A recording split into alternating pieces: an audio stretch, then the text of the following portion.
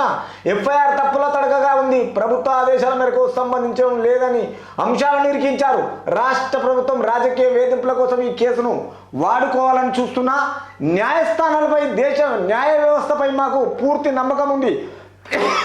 Formula ఈ race కావాలని నేను వద్దని రేవత్ తీసుకున్న నిర్ణయాలపై కేబినెట్ చర్చ జరగలేదు. నాపై కేసు పెడితే రేవత్పై కూడా కేసు పెట్టాలి.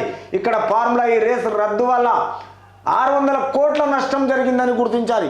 600 కోట్లు జరిగింది నష్టం అని రాష్ట్ర సీఎం చెప్తున్నాడు. మరి నువ్వు నష్టం కానప్పుడు దాన్ని ప్రూవ్ చేసుకో. రేపటి విషయంలో ఈ ఏసీబీ నమోదు చేసిన ఎఫ్ఐఆర్ను ఇది తప్పుల తడక అనిపించినప్పుడు వాళ్ళు ఎందుకు నీ మీద ఎఫ్ఐఆర్ మీద నోటీస్ ఇవ్వడం జరుగుతుంది? తర్వాత దీని విషయంలో ఈ అంశాలను ఇరికించి రాష్ట్ర ప్రభుత్వం రాజకీయ వేధింపుల కోసం, అంటే వేధింపులు చేయడానికి నువ్వేమన్నా చట్టం తెలియనుడవా? పోనీ మామూలు వ్యక్తివా? ఒక షాడో సీఎంగా మామూలుగా తెలంగాణ రాష్ట్రాన్ని 10 సంవత్సరాలు ఆడుకున్నావు. మొత్తాన్ని ఎంత అవినీతి పరుడవో, నువ్వు ఏం చేసినావో మొత్తానికి కనిపించింది.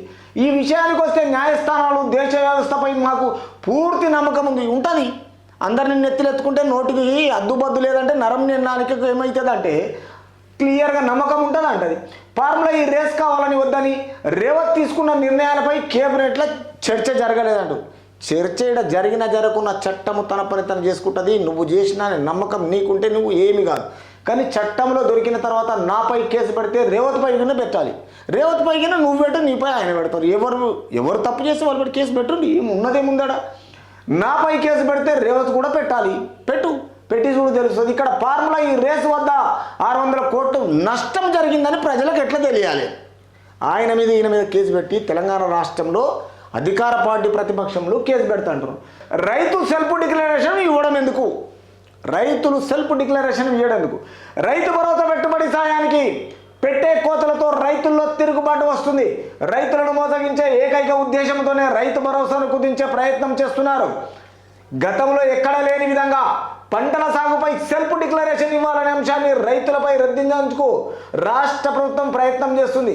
14.50 లక్షల కోట్ల అప్పులను బ్యాంకులు మాఫీ చేసినప్పుడు లేని సెల్ఫ్ డిక్లరేషన్ రైతుల విషయానికి వచ్చేసరికి ఎందుకు ప్రస్తుత 7.5 కోట్ల బడ్జెట్ దాటకుండా రైతు భరోసాను నామమాత్రంగా అమలు చేసే ప్రయత్నమే భాగంగా ఉంది?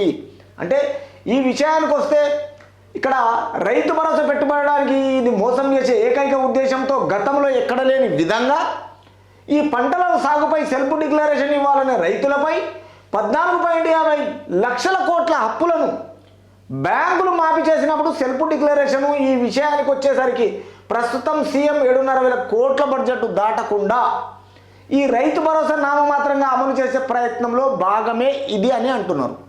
మరి దీని విషయంలో ఈ రాష్ట్ర ప్రభుత్వము ఏం చేస్తుంది? ఈడ 14.5 లక్షల కోట్ల అప్పులను బ్యాంకులు మాఫీ చేసినప్పుడు ఈ డిక్లరేషన్ ఎందుకు ఇస్తుంది? అది ఆలోచన చేయాలి.